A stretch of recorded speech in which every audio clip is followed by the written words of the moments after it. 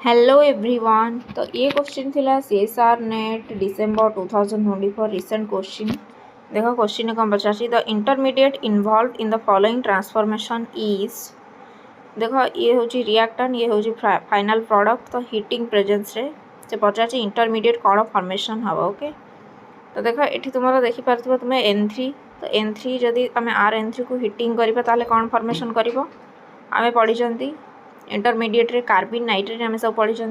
तो ये कौन फॉर्मेशन हम इंटरमीडिएट नाइट्रेन रो फॉर्मेशन हम। ओके, तो से इंटरमीडिएट पचारि देखो नाइट्रेन गोटे 6 इलेक्ट्रॉन स्पेसीज। तो से इंटरमीडिएट फॉर्मेशन हम। तो ये हूँ तुम करेक्ट आंसर रहा। इंटरमीडिएट पचार 1 हेनी, तो 2 हो तुम करेक्ट आंसर। ये इंटरमीडिएट नाइट्रेन फॉर्मेशन हम, ये नुहे ये नुहे।